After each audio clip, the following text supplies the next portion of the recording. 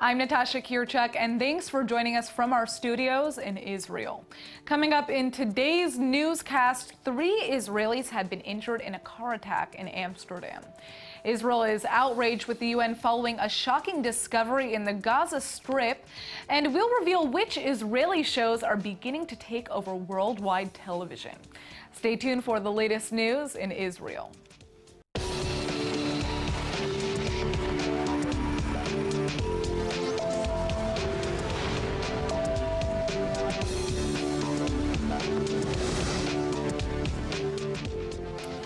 Three Israelis have been injured following a car accident yesterday in Amsterdam that left 8 wounded. For now, though, police are ruling out any possibility that it was a terror attack. The car plowed into pedestrians outside of Amsterdam's central bus station early last night. According to police reports, the driver of the vehicle was parked illegally and, when approached by police, sped off and crashed into the crowd. Apparently, he had a medical condition. As it seems now, there was a driver in a car here right behind us. He seems to have gotten ill, got disorientated and drove to a wall here behind us. When he drove there, he hit several people, 7. 2 of them are severely injured. As we think now, it was an accident, as it seems that the driver had a medical condition and that caused disorientation and not knowing what he did. So we think it's an accident. The incident follows recent jihadi attacks in the United Kingdom. The Islamic holy month of Ramadan is often a time for escalated terror attacks, but based off the current information, police are ruling that possibility out. The United Nations Relief and Works Agency for Palestinian Refugees, known as UNRWA, has been under fire for years from Israel for its overly close relations with Hamas. Now that a tunnel's been found under one of their Gaza schools, the Prime Minister of Israel is saying it's time to shut down the organization. The tunnel was discovered on June 1st, 3 meters below the Maghazi Elementary Boys A and B School in the Maghazi refugee camp in Gaza. Israel is livid, saying that it's time for the UN to act to ensure greater oversight over UNRWA, a UN human development agency devoted to serving Palestinians. Ambassador to the UN Dani Danon is saying the UN must act immediately to ensure their institutions are not being used to harbor terror infrastructure. Hamas is denying its involvement, saying that it didn't build the tunnel, no other terror group did, and Israel will just use the admission to justify its crimes.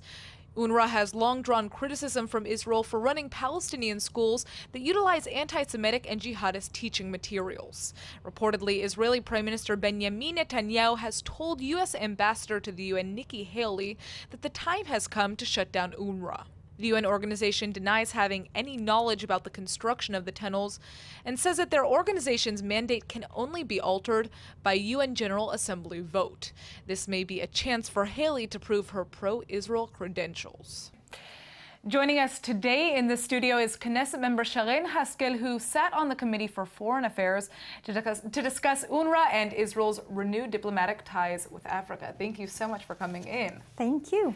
So let's begin by talking a little bit about UNRWA and the United Nations. What kind of impact is the discovery of this tunnel underneath a Gazan school going to have on the future of this agency in Israel? Well, let me tell you a secret. This is nothing new.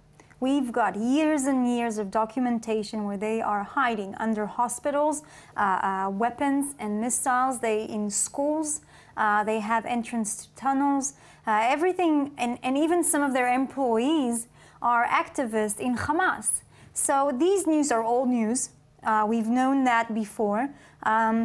We discover more and more the extent of that. And I think that what the Prime Minister Netanyahu is saying is it's about time we end the mandate of UNRWA. I mean, look at it from the entire world perspective. We have refugees from the entire world, hundreds of millions, some of them. And the Palestinians are maybe 10% of that entire population. They're what they call the refugees. Most of them are settled. And what happens today at the UN is that they have their own agency that got more fund than the agency of the entire world refugee. And if no one has noticed, there's a crisis of refugee with everything that's been happening in Europe, from the Middle East, from Africa. I think it's about time that we take back that mandate, understanding that most of the Palestinians are already settled. The funds need to go all to the world refugee agencies, and from there being distributed to any refugee who come from anywhere around the world. Will any action actually be taken, though, on the part of the United Nations in terms of how they deal with the agency after the discovery of this tunnel? Well, there's been a few discussions in the Congress in the United States about the funding of UNRWA. So I'm sure that that gives a good leverage towards that, in understanding that some of the UNRWA school, you know, not just that, some of their books are calling for violence, for hatred. And so I think that gives a little bit more leverage with every discovery and every finding that they do that's connected to UNRWA. Now let's turn to West Africa. Netanyahu recently attended the Economic Community of West African States. Now, why is Israel so keen on renewing diplomatic ties with some of these nations? Okay, so first of all, most of these nations are extremely interested in Israel because Israel is exporting a few fields that are extremely necessary for these countries. If we look on agriculture and the agricultural technology that we are exporting all around the world, the water technology, security is something that is very much needed there as well, and they come and they learn from Israel. Now, Israel is tired of coming and assisting different countries, cooperating on a lot of bases, and then in a hypocritical step, they're actually voting against us at the UN. I mean, some of these countries that we had ties with, that we've got relation, that we came and assisted and assist to them, they then go and vote against us either at the United Nations Security Council, at UNESCO, and many more committees. And I think that we now understand, and the Prime Minister Benjamin Netanyahu has understood that for quite a few years now, that the part of the African countries is giving a huge veto to whatever's being decided at the UN. And for building these relationships, we've got to strengthen the ties and make sure that they understand the political aspect of that as well. Now, are there any countries that are hesitant to renew or improve diplomatic ties with Israel that we know of? And I'd like to talk about Senegal as well after this, but what countries are kind of accepting and looking forward to engaging with Israel in the future? Wow, there was a list of ministers, of presidents, of heads of governments that were coming to meet the Prime Minister of Israel. Many of them have a very good experience with Israel in these cooperation. And once the other countries around see how much benefits and how much assistance Israel can actually give to their country, then they're starting to come and come closer as well. Well, Senegal, you know, voted against Israel in the infamous UN Security Council Resolution 2334, and only now is rewarming ties with Israel. But will the relationship actually ever be the same? And is Senegal going to take Israel more seriously when it comes to the United Nations in the future? Well, I think they're getting more of the message that, you know, if you want our friendship, it's going to be a real friendship. It means that we're cooperating on certain fields, and we'll need your hand as well at the UN. It comes together. You can't just come and you know, backstab Israel when it really means something. And that's why Benjamin Netanyahu is also pushing to become an observant country at the African Union as well, to create that friendship and that relationship a little bit stronger. All right, well, thank you so much for joining us, Knesset member Shannon Hoskins. It's my pleasure. Thanks for inviting me. All right. Did Israeli Prime Minister Benjamin Netanyahu want to hand over outpost settlements in the West Bank to the Palestinian Authority? New reports are suggesting that in indirect talks with U.S. Secretary of State John Kerry in 2014, Netanyahu was pushing for just that, and it looks like it nearly sunk his government. ILTV's Aaron Porras has more on the story. Aaron, isn't this different from this perspective that we heard from Netanyahu at that time? It's very different. It's very, very different. But, you know, one thing that's important to remember is we have to imagine that Netanyahu is receiving many different, you know, wildly differing views on every subject. So the one he was kicking around back in 2014 was indeed where should a peace agreement be reached with the Palestinian Authority and borders are chosen, those Israeli Jewish citizens who are situated outside of the border would then be given a choice: come back into Israel proper or stay under the Palestinian Authority. Well, let's check out your report. The plan is based on the idea to avoid having to uproot settlers outside the major settlement blocks, though Israel would almost certainly make land swaps to annex major settlement blocks near the Green Line. The idea also follows in the footsteps of former Prime Minister Ehud Olmert, who was apparently interested in giving outpost settlers the same options. Most of his negotiators saw the plan as entirely theoretical. They didn't think it would be acceptable to the settler movement, and the security of thousands of Jews in a Palestinian state would be iffy, even with written promises.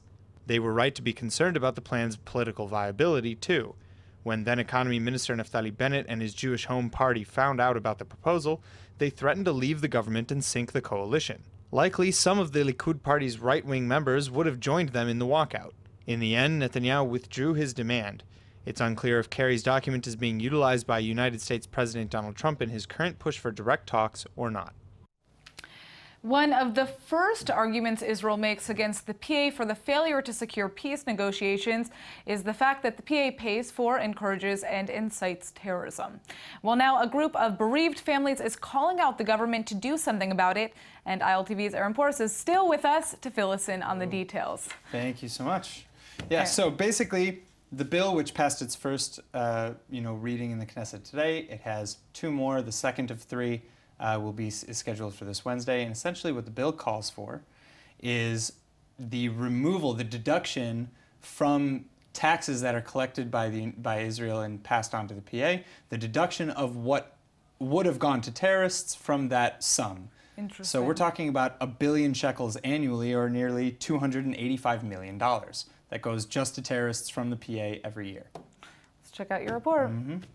A statement made by the bereaved families pushing the legislation reads, quote, "We bereaved families, wounded IDF soldiers, and victims of terror turn to you from our very heart and soul to demand a change in the reality for terrorists.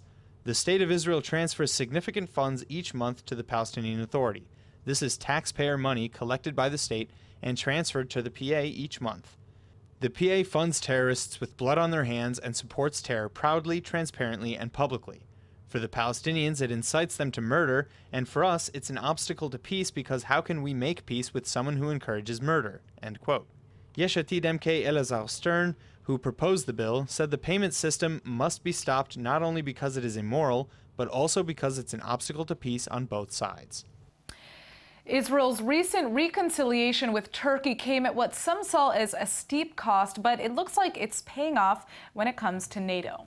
For the first time in years, Israeli Navy boats are set to join in NATO patrols in the Mediterranean.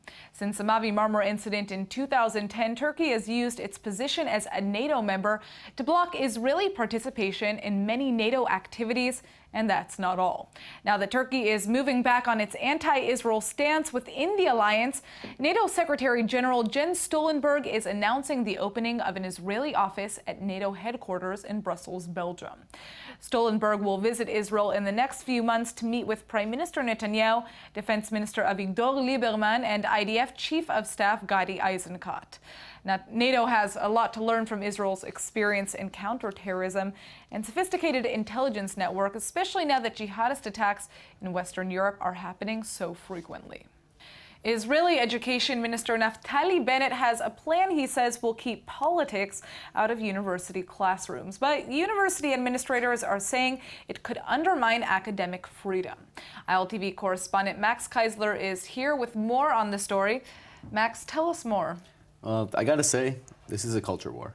Why would you say that it's a culture war? There's this idea from the Israeli right that the elite institutions of the country, and by that could be the Supreme Court, that could be art institutions, or that could be universities, that they aren't as Zionist, as it were, as periphery communities, working class cities like Ashkelon or Petah Tikva. So they're more owned by the left. They're owned by the left, exactly. So when you see Miri Regev, and she's from Kiryat Gad in the south, very working class, going after the Israel art prizes, or Justice Minister Ayelet Shaked going after the Supreme Court, or here Bennett going after the universities, they see this as an attack on the left, and they see this as democratic actually, because the way that the Israeli right sees this is that they're going to bring these undemocratic institutions in line with the values of the country. Interesting. Let's check out your report. Bennett asked Asah Kasher, an ethics and philosophy professor at Tel Aviv University, to write an ethics code for Israeli professors.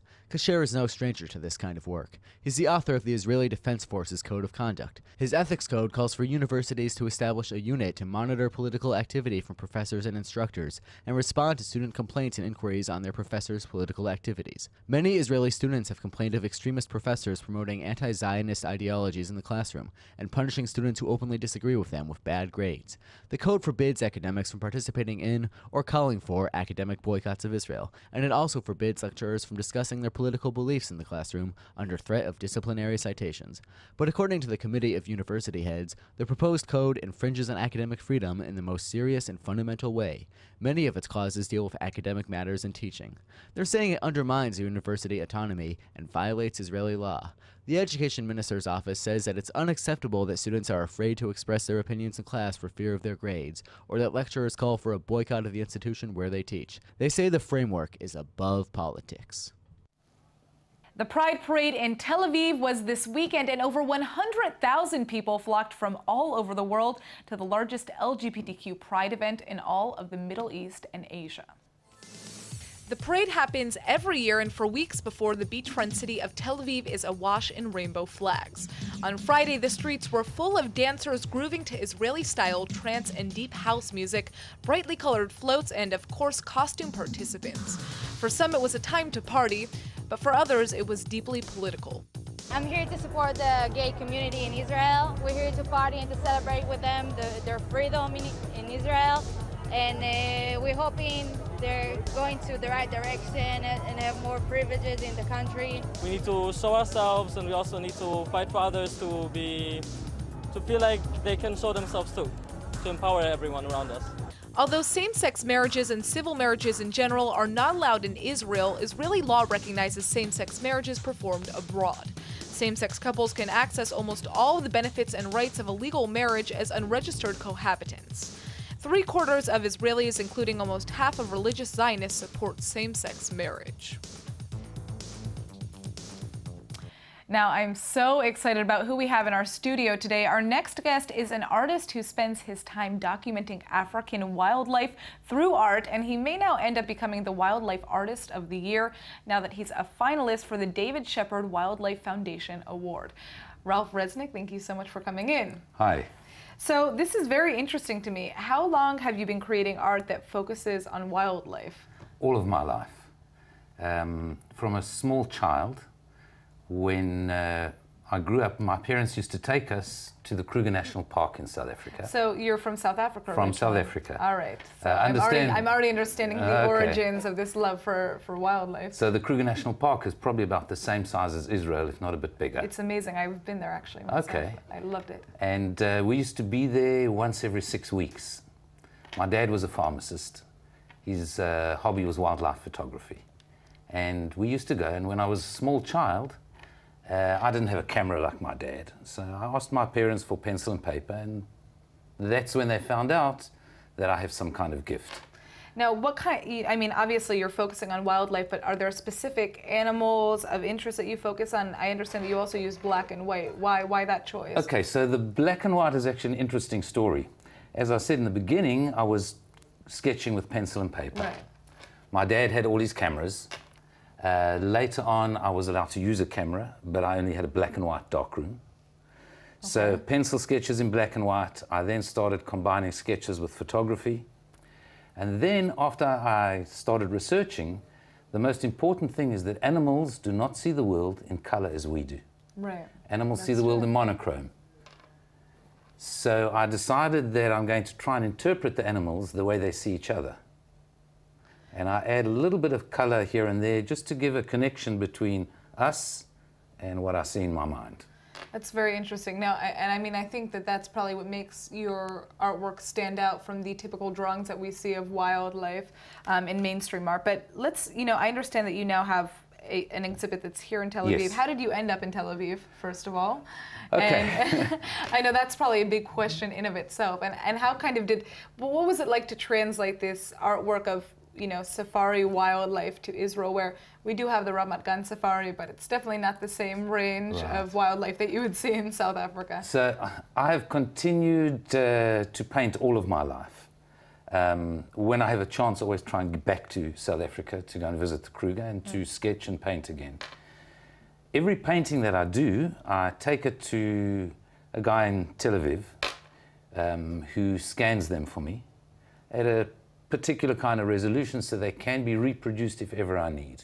Interesting. And the first 2 or 3 times, you know, I was a new customer. By the time I got to my 17th or 18th painting, over the last 4 years, all these pencil ones have been done in the last 4 years. There's 20 of them. He said to me, why don't you do an exhibition here? And I said, why not? So the exhibition has been on for the last 6 or 7 weeks. For the exhibition, I'm showing limited edition prints of all 20 paintings. Interesting. And I've packaged them in a nice coffee table box. The originals, oh, that's the one that's the finalist in the exhibition. Interesting. In London. It's beautiful. Now, it's funny because, I mean, I think that we definitely are seeing our wildlife in danger. I mean, this is something that is a big, big concern. People value animal lives less than I personally believe that they should for the most part. And we still see poaching in South Africa, throughout Africa as a whole. In any way, do you feel that your work is contributing to this cause in terms of, you know, trying to kind of push for maintaining the... Very, very much so. Right, right. Very much so. As you correctly say, there's a huge problem with people shooting animals, killing animals either for food or for horns, much as the rhinos are hunted even for their praise, horns. just to be able to take a Just picture to be with a able lion, to take. right? So it's created 2 very specific things. There's what we call canned hunting, where farms actually get lions and they raise them, and they raise them specifically for shooting. Right. After the lion is shot, that meat is then sold on, and we call it canned hunting. It's something I'm completely against. Majority of the animals that I paint, majority of them, not all of them, are on the endangered list. For argument's sake, the wild dog, there are no more than 400 in South Africa. It's unbelievable. So that's on an extreme danger point. Cheetahs are down, lions are down, leopards are down. Well, I think, you know, I mean, what's so special about the work that you are doing is it's really highlighting some of the most important creatures on our planet and creatures that we need to value more. And I am excited to check out your exhibit myself. Thank you so much for joining us. Thank you for having me. Nice to be here. Maybe we're jumping the gun if we say Israel is a media titan now that the whole world has fallen in love with Israeli Wonder Woman Gal Gadot, but something's in the air and American TV networks can't stop adapting Israeli TV shows. First, there was Chatufim, which became Showtime's smash hit Homeland in America.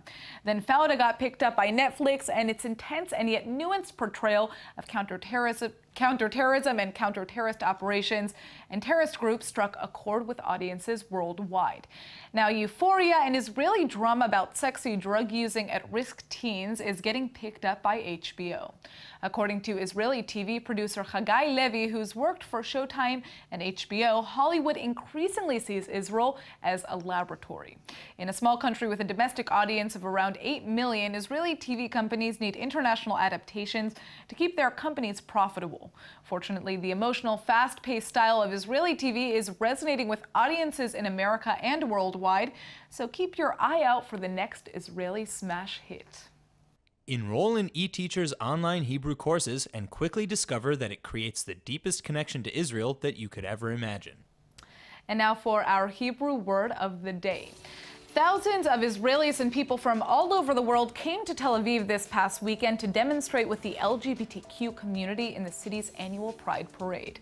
That's why today's word is ge'eh or ge'ah, meaning proud.